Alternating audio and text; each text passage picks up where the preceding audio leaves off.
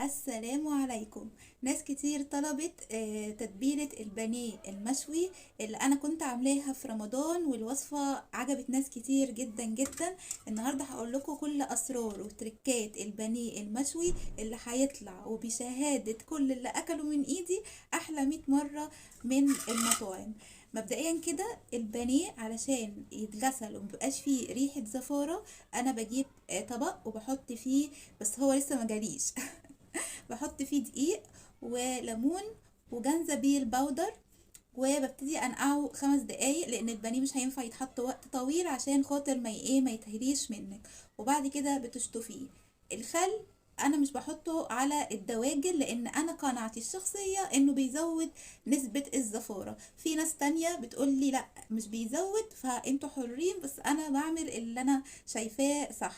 فعندك 3 حاجات: دقيق، ليمون، جنزبيل، او دقيق وليمون وطحينة. تمام، دول اللي هنغسل بيهم البانيه. طيب ايه هي بقى التتبيله اللي هتخلي البانيه بتاعك من الاخر فاخر على الاخر؟ يلا بينا. مبدئيا كده انا معايا بصله كبيره. تمام، انا فرمتها في الكبه زي ما انتوا شايفين كده، مش بكون فرموها ناعم قوي، يعني بتبقى وسط كده. وهنزل كده ايه بالبصل في الصينيه بتاعتي. طبعا انا من الناس اللي بحب البصل الاحمر اكتر من الابيض. نزلي كل البصل عشان البصل بقى جالي عشان ايه كده. طيب عشان بقى نعمل البانيه المشوي، ثانية وجاي عشان عيني شفتوا الشاعر بقول شاعر. انا جيت بس ايه عشان ده، انتوا عارفين بقى عينيا ايه بتبقى تعبانة على طول من البصل. معايا بقى كده البصلة. تمام، هبتدي بقى ان انا احط عليها الملح. بسم الله الرحمن الرحيم. تمام، هنحط ملح كده. ومعايا كمان شوية كزبرة. كزبرة على الفراخ يا جدع، حطي بس، حطي وبلاش اعتراضات وخلاص ومعايا كمان فلفل اسمر. طبعا اي الفراخ واللحمة بتحب الفلفل جدا. تمام، ومعايا كمان توم باودر.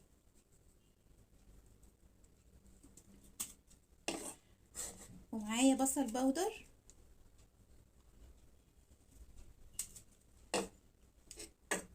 ومعايا سنة حبهان مطحون.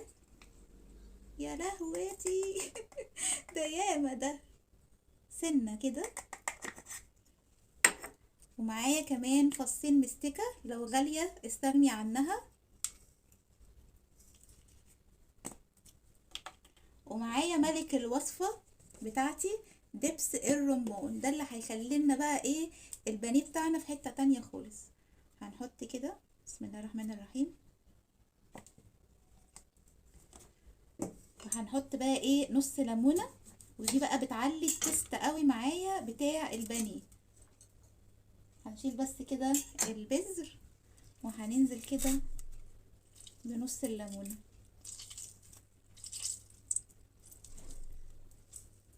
شايفين الشكل؟ يعني هي الخلطة لوحدها يا جماعة خلاص بقى يعني. هنجيب بس الزيت، هنحط شوية زيت. تمام، وهنحط ايه تاني؟ هجيب سنة كركم، هحط سنة كركم عشان انا ما عنديش زعفران. طبعا البلاد العربية لو انتوا عندكم زعفران حطوا بدل الكركم زعفران، بس الزعفران بالنسبة لنا يعني ايه غالي، غالي جدا. هنقلب بقى ايه الكلام ده كله كويس جدا كده. تمام،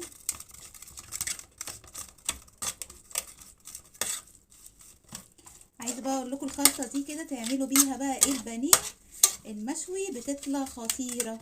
كل اللي هياكل من ايدك البانيه هيقولك انت عاملاه ازاي.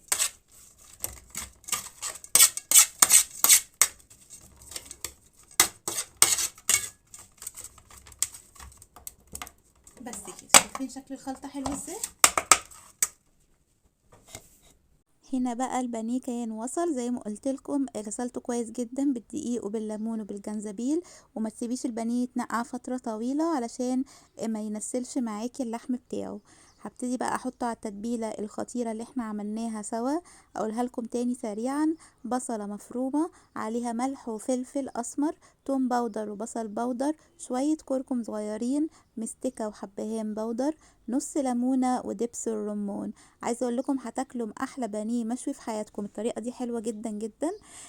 اهم حاجه ان لو هتشوي اي حاجه في حياتك تسيبيها تتبل ليله كامله، او على الاقل ساعتين، عشان الحاجه تتشرب كويس جدا من التتبيله. بعد كده تبتدي تشتغلي فيها.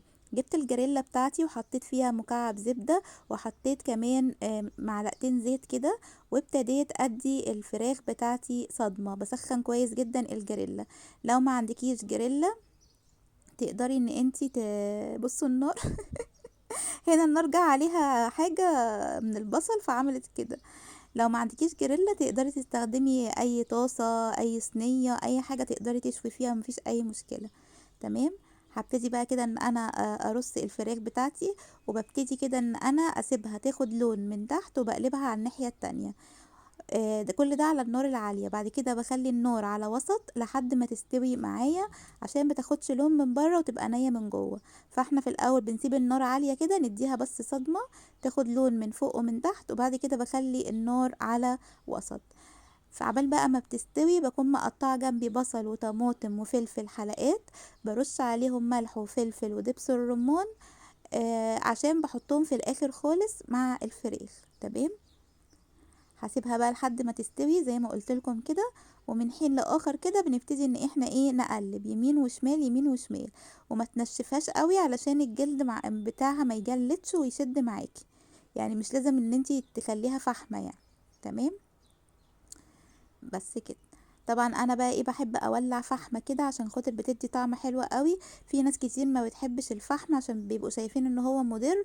تقدري تستغني عنه وتشتري بهارات المشاوي من السوبر ماركت، بيقولوا ان هي يعني بتدي نفس النكهه، بس انا مجربتهوش. تمام. لو عندك بقى الشوايه اللي بالفحم بقى، الله الله واديله ادي.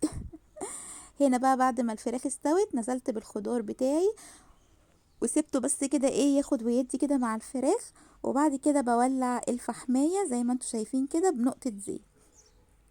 ما اقولكوش بقى على الريحة وعلى الطعم. تقدري تعملي جنبها سلطة وطحينة وبطاطس محمرة وعيش، تقدري تعملي جنبها رز او مكرونة. في كلتا الحالات بتبقى حلوة جدا. عملت لكم وصفة سريعة، اتمنى الوصفة كده تكون عجبتكم وتجربوها ان شاء الله هتعجبكم. وبنغطي ونغرف ساعة التقديم. اشوفكم في فيديو جديد، والسلام عليكم ورحمة الله.